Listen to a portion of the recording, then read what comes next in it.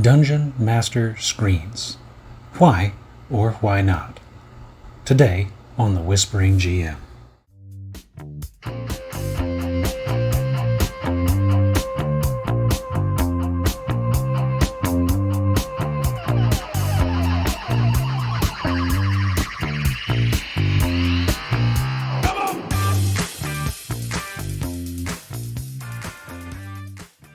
The humble Dungeon Master screen. That piece of cardboard or card paper, cardstock I guess, that stands between the referee and the players and conceals whatever secrets the Dungeon Master chooses to hide. The screen has a long history, having been a for sale product for as long as the game has existed, to my knowledge. At a minimum, a Dungeon Master screen was produced in 1979 for the Advanced Dungeons & Dragons game, so you would think that it would be kind of an accepted part of the hobby. But, unsurprisingly, that's up for debate. But why would someone reject the humble DM screen? First, and probably the more contentious, in addition to the most common comment, I have nothing to hide. This is from people who usually accompany this assertion with, I roll my dice in the open. I have nothing against rolling dice in the open. In combats, I tend to roll dice in the open. If running a game at home, I will stand up and roll it on the other side of the DM screen, because I feel like that adds some degree of flair, drama to the combat event. It gives the players that sense of suspense as the die tumbles across the playing field. Similarly, I have a dice tray that I like to use, and if I put that out in the center, fewer dice go on the floor. However, I will roll dice behind the screen on occasion when checking for wandering monsters, when checking for chance of surprise. That kind of has to be in secret. Because if you think you can have, and I have had a DM in the past who had players roll for random encounters, that was an interesting way to keep us engaged. He had the player roll the chance, and if the chance occurred, he had the player roll on the table to determine what creature we encountered. But for surprise, can you truly be surprised if you, as the player, see it coming? Maybe there's a mechanical element where you can say, well, my character doesn't get to act in the first round. You can affect armor class. But at the core of it, you as a player know it's coming.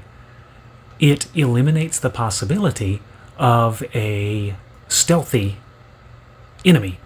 What happens if you're surprised as a party by a doppelganger? The doppelganger, their thing is that they try to isolate somebody, kill them, and then take over that person's identity and work against you from within. It's one of the most challenging and most rewarding monsters to hit a party with. If the party rolls the encounter, then that element of surprise is lost.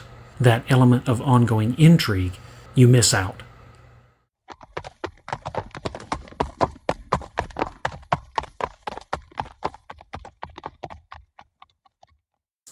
The doppelganger is kind of an extreme example and a singular entity, but the same rule applies to multiple different encounter types. Recall, monsters usually see in the dark where parties can't. So if a party is surprised, then logically a smart monster should take advantage of the situation. You can improvise that by placing monsters in a favorable way. Like, say we have a group of hobgoblins. Hobgoblins are known for being militaristic, so logically they may try to encircle or otherwise entrap the party if they know they're undetected. You can place your hobgoblins in multiple directions to represent that kind of flanking maneuver. Is that fiat? Alternatively, can you place where they're coming from and then give them a turn or two to get themselves into position where the party may accidentally stumble into them? It's up to you.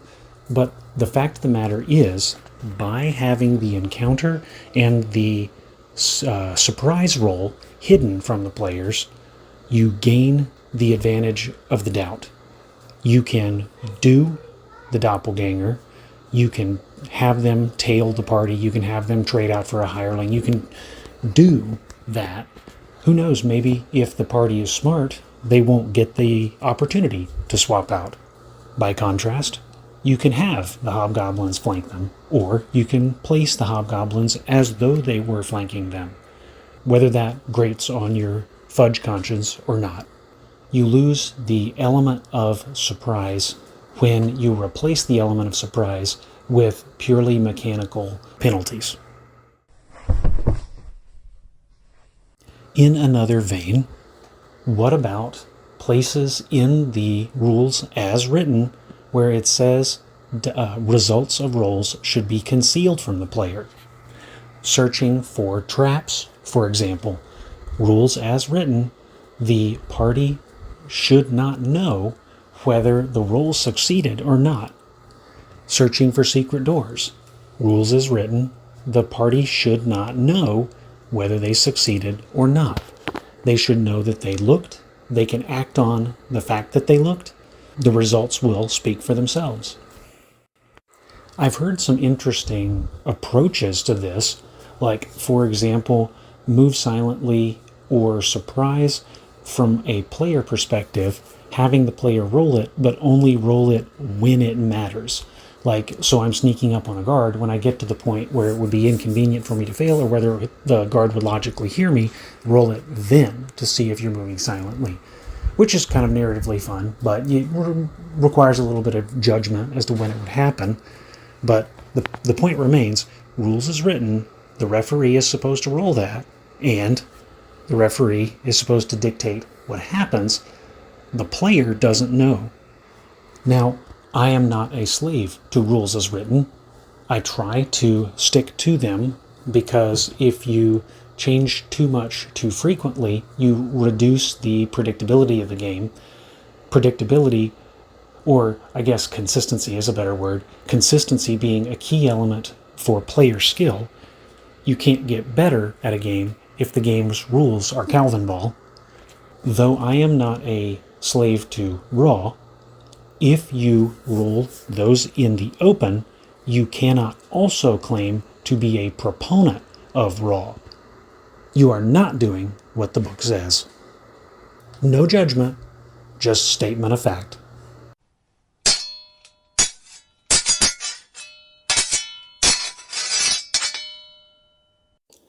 I've been a little hard on the open rollers, but honestly, I can sort of understand, because rolling in the open, despite some of the arguments presented around it, it's really a guard against fudging.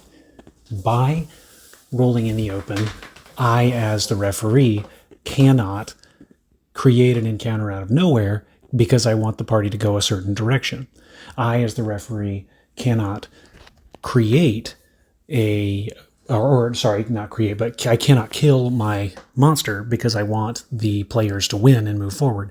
I cannot have them discover a secret because I think it's cool. So it's a protection against the DM cheating, whether you cheat in favor of the players, as I am usually tempted to do, or whether you cheat against them in an adversarial position. To that end, when I run in-person games, I use a DM screen. Do I roll behind it? Sometimes, but honestly, the point of the DM screen isn't to hide your rolls. The point of the DM screen for me is to hold rules references. In the original, I think it had attack matrices on the OSE DM screen, which I got out of their Kickstarter a year or two back. Very nice product that I have not had a chance to use. But the DM screen, it has thief skills, it has saving throws, it has reference information. Now, you may ask your character to have those on their character sheet, and after playing a while, you may have that committed to memory. For example, the monster attacks by hit die, I had that committed to memory. It came up so often. Truthfully, for me, the point of the DM screen is just that. Take the things you don't remember and put them on it. I have a custom DM screen that I've worked on. I've got it on the blog. I'll link it if I can remember. It's way too big. It's got like 100 pages. The goal was to make it into like a Rolodex almost. So you'd have a 3-panel Rolodex depending on what type of adventure you were. There was stuff related to the overland. There was stuff related to the dungeon. There was stuff related to combat. I am guilty of forgetting how swimming works. I should have drowned some of my players, but I didn't, because I just off the cuff didn't remember. And I said, okay, I'll give him a X% chance. And I let him roll, and it was a 19. And by my own house rule, they should have used a 20. So I should have killed that character, but I didn't. And I felt bad about it. And because one of the other players who was wearing much lighter armor, he only needed like a 14 or something. He rolled like a 13, and I did kill him. So I felt bad. I cheated for one player, but not the other. And so if I had the drowning rules on my DM screen, then that could have been avoided. Similarly, in one of those games where I hadn't memorized the monsters attacking, I wasted time looking for that table in Roll Cyclopedia. I did not remember where the table was. I paged around, and it was like 2 minutes of silence while I tried to find the rule. If I had that on my screen, immediate feedback. So people talk about whether it's appropriate or inappropriate to look up a rule at the table. On the one side, you have people who want to play by the rules, so looking up the rule and doing it correctly is important to them. On the other side, you have people who say, well, it interrupts the flow of the game, which it does, especially if it takes a long time, or especially if there's debate over it. But if you have it on the screen, that kind of goes away, because you don't have to look it up. The rule in the book on obscure page is the same as the rule on the DM screen, which is directly in front of you. So what I'm getting at, the point of the DM screen shouldn't be the obfuscation of rules. As I mentioned earlier, you can totally roll outside the DM screen. Just fold it so that it has more of a concave surface, and roll to the right where your players can see. The main thing about DM screen is it has the charts on it, so it's easier to reference. That's my thing. So I don't want to come down on open rollers, and again, forgive me if I sound like I have been hard on open rollers, but the point of the DM screen is not just to conceal rolls. You don't have to use it for that, but you can totally use it for keeping information. Some of my good buddies make custom DM screens. You can actually go purchase slotted DM screens where you can print stuff and put it on props in front of you so that you can keep setting information on there or dungeon information on there. And that's another thing. The DM screen can conceal your DM notes. As a player, do you want to see the DM's map? No, you do not. You do not win by going down the right corridor or finding all the secret doors. That takes the fun out of it.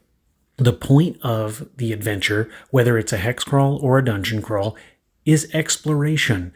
You're finding your way. Your mapping is a part of the game. You are creating your own map. You're down there. You're overcoming challenges. If you look at the DM's notes, if you can see the DM's map, that takes it away. That eliminates that part of the game. And this is why I don't understand.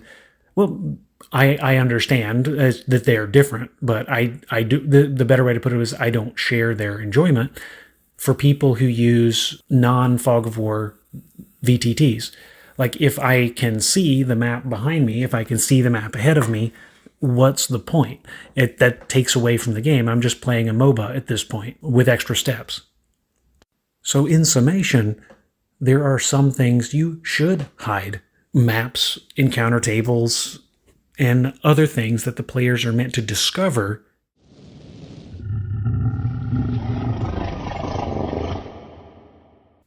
A counter-argument anticipated: what if I'm running a low prep, no prep campaign? May I direct you back to my commentary on low prep, no prep? I'll link in the show notes, but I've already done a full podcast on why I disagree with no prep. Yes, you can run a game straight out of the random tables, but as I say in that episode, you miss out on certain opportunities, you miss out on certain flow of play, and honestly, something that a guy on Discord mentioned, thank you, Captain Hook, when running off of tables, you really need to be in the setting. With the way he put it, AD&D, the tables have an inbuilt flavor. They have an implied setting. If everyone is on board with that implied setting, then the tables are great. Everyone will have a good time. But if you are playing anything else, if instead of medieval Europe, you are Iron Age North Africa, if you're playing in the Roman Empire, if you're playing in the classical antiquity, those tables don't work. You have to come up with new tables. Are new tables out there? Sure, you can find them. Grab a copy of Mazes and Minotaurs. I'm sure that it has tables. But the moral of the story, you have to make sure your tables match up. And if they don't, then you got a table problem. That's why I would advocate, if you haven't already, check out my mid-prep, just-in-time prep episode.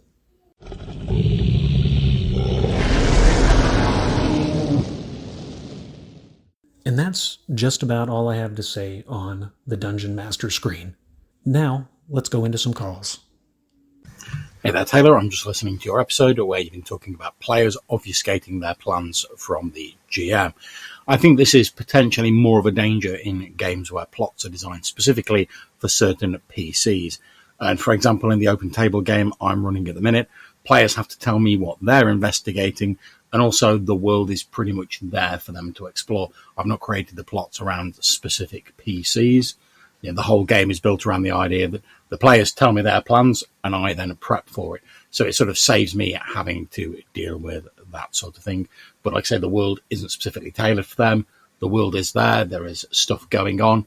They tell me what they want to investigate, and we proceed from there. So I can see, depending on the type of game, how this could be more or less of a problem. But anyway, I very much enjoyed your discussion of it. Keep up the good work, and I will speak to you soon. And that's the way it should be, if you think about it. The West Marches, having your players tell you what they're going to do. Not even West Marches, because you have your traditional campaigns too. The players, if they're in a sandbox, they can tell you what they're interested in, and that'll guide your preparation. That is one of the key elements of prepping the right amount, just enough prep. Because you don't want to, and I did a whole episode on this, so I'm not going to go into details, but maybe I'll link back to it. Maybe you, the listener, should probably just go back and listen to my whole back catalog, see if you can find it. But you don't want to prep none, because then you miss out on some of the cool interwoven things that you can do as you're prepping. But at the same time, you don't want to prep too much, because too much prep is the enemy of play. You'll be out there doing your prep so much that you don't get to actually put it at the table. So I guess where I'm going with that, John, you have awesome players. Also, I very much agree with your philosophy on fudging dice. That can pretty much get in the bin as far as I'm concerned. Anyway, dude, take it easy. It's because it's a smart response. It's a good position to have. Thank you for calling in. Thank you for listening. And always good to hear your voice.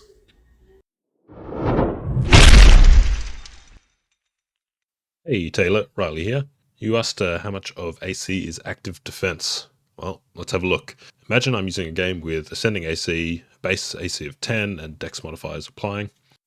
I would have to imagine. Doesn't sound particularly OSR. Mainly for easy math. If we have a +1 dex, then our AC without any armor is 11. Against an attacker with no bonus to attack, they're only hitting half the time. So at first glance, about half or more of our AC is active defense. If we look at plate and shield, with our dex bonus, we're getting an AC of 18, which increases our chance to avoid being hit by just 40% compared to the previous 50. Now, that's obviously all fairly pointless. I think no matter what you do, sticking with saves or moving to AC, you run into the quote-unquote issue of D&D's abstraction. And that's kind of the point, I think, is the abstraction. What I was getting at with AC and active defense, if I remember right, it's been a while. For you listeners, this call-in is somewhat of a lost call-in. I was supposed to include it as part of the Ghoul episode, but failed to. Like you're kind of getting at, Dungeons & Dragons kind of takes two approaches. First, you have armor class, which, based out of chainmail and wargaming backgrounds, it's literally armor. Like if you look at the chainmail man-to-man tables, you have the armor type. There is an ascending armor class in chainmail in the man-to-man shoot-'em-up table. Don't tell anybody. The alternative combat system was intended to, if the Arneson lawsuit documents are to be believed, replace fantasy combat. So you could still use the man-to-man, you could still use troop combat, and you would use the D20 when you were fighting a monster or an animal that it didn't have armor, didn't have a weapon. So for them, it's kind of an active defense, but in general, it's not. It's what you're wearing. And then in chainmail specifically, you have heroes take multiple hits to take down, or some fantasy creatures take multiple hits to take down. That's where you get into hit points. And hit points become an abstraction for both meat and luck and skill. I remember commenting once on a Tibetan basket weaving forum about, well, if hit points in part represent me getting tired from parrying, why does it take me 3 days to, recover from parrying a single sword strike? The answer I got was, muscle fatigue. I was like, that's fair. I'm not sure I agree with it, but that's fair. And at the end of the day, it's a resource management mechanism. So to that end, thematically, how much of AC is active defense is kind of up to your interpretation. How much of hit points is active defense? Again, up to your interpretation. But that is something that I don't think the game solves. None of the additions really solves active defense. And I don't think it intends to, because in order to do so, you take away from that resource management aspect. Anyway, back to Ghouls. I think losing the distinction between normal hero and superhero in later games is kind of unfortunate. It's a really elegant way to distinguish between, character powers and grant some powers or things like Ghoul immunity to characters. White Box's way of handling things, with the 4 hit dice seems fine. I almost tricked myself into thinking, thieves get that pretty quick, but without checking the charts, they don't get 4 hit dice at level 4, at least if I'm remembering correctly. So that seems about right, actually. Anyway, looking forward to future episodes. Your shows continue to be thought-provoking. Bye for now. In White Box, I have the PDF in front of me. You're right. It does not get there quickly. You, as a thief, get hit dice every other level or so, ascending up as you go, close to cleric, if I am not mistaken. Interestingly, I may steal this thief, the White Box version, because looking at Greyhawk, the Greyhawk supplement is where parity for level and hit dice was introduced. In the Little Brown Books, you had a hit dice, everybody had D6s, and you just received them at a different rate, meaning that your fighting man will accelerate in hit points more rapidly than, say, your cleric. But in white box, it's LBB-ified, and you still have that same D6 hit die. You have that same mechanism of fewer dice to make that hit point striation. But in true D&D, Greyhawk OD&D, that's the point at which the fighting man starts getting D8s. Everybody gets a hit die every level.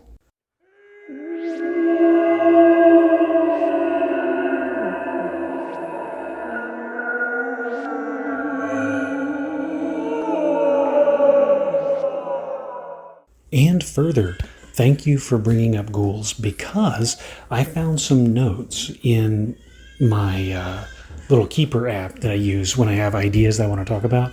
And there were some notes I took on Ghouls that I totally forgot to put in the Ghoul episode. So the first note I had here, I think I touched on it, is there was some commentary about Ghouls that what did touch imply. So the Ghoul, if it was 1 inch away, that's considered touching, because your chainmail combat, you have up to 3 inches consolidation. Not entirely true, because we did mention that ghouls actually have to move into combat in chainmail. Wraiths are the ones that fear you if you're within 1 inch of them as they move past. That sort of works because you think about it, your ghoul in OD&D, or not OD&D, but in subsequent editions, your ghoul has to hit you in order to try to paralyze you. And I think touch in that literal sense is fair. Further, a second comment was made about why specify a wand of paralysis if the save is not intended to be used against paralysis. Well, for that, you have to read the description of the wand.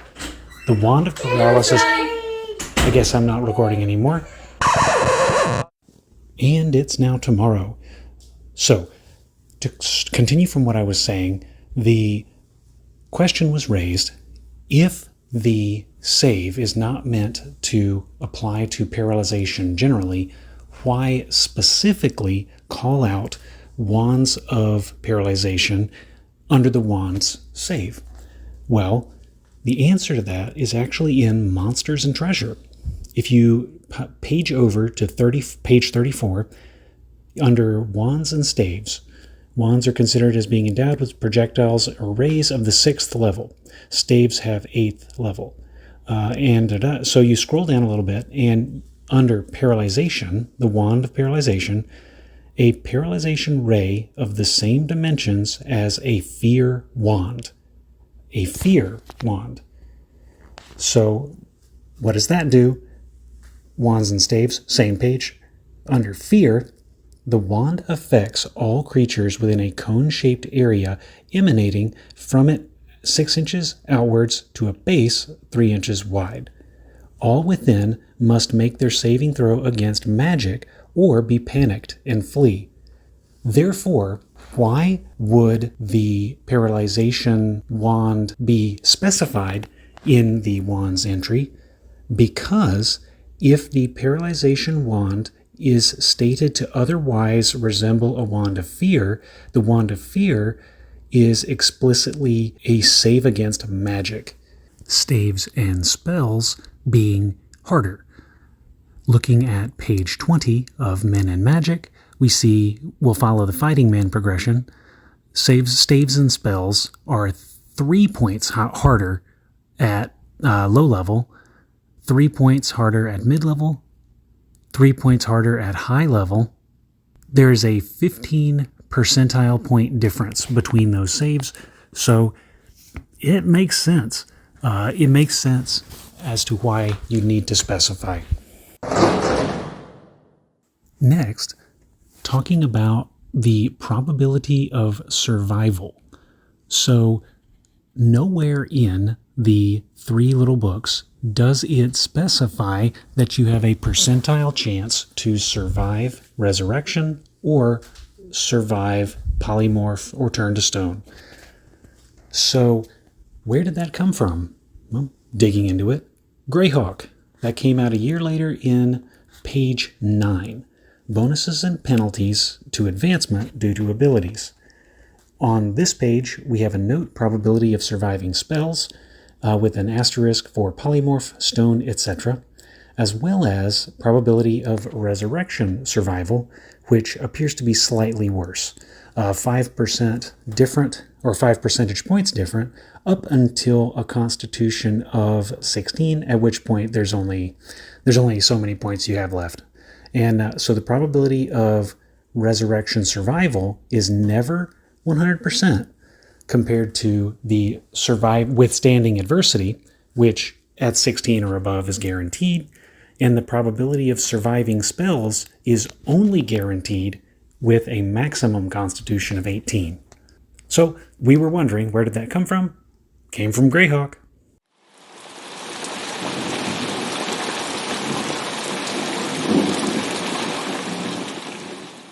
And to conclude, the very last thing on Ghouls that I wanted to say, it came up as a sort of discussion on the side.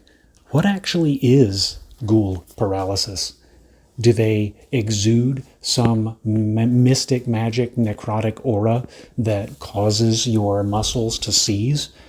Do they repulse the living with their appearance? Is it a fear effect? Are you just petrified and rooted to the spot by your adrenaline response? I don't have an answer for that. I mean, you can look at the Hammer horror kind of movies, which is where a lot of this came from, but they don't go into the science of it. It's just cinema. And there being no real answer, if there is a real answer in a supplement I haven't read, please feel free to call in. That, in the absence of a real answer, is something you have to decide. Is it necrotic revulsion? Is it raw horror? Either of those, do they make sense to fade as you grow in level to where a hero would be immune? So my point may be concluded on Ghouls, but if yours isn't, tell me about it. I would love to hear more, and I will definitely play if someone calls in to tell me how they treat them in their home game. Thank you, Riley, for calling in, and thank you, John, as well. Comments, call-ins, likes, that kind of stuff. While I'm not going to beg for likes and subscribes, they definitely tell me I'm doing something right. It inspires me to keep going because I'm adding value to somebody's table. So thank you, callers, likers, subscribers, and who all else may be hearing this podcast.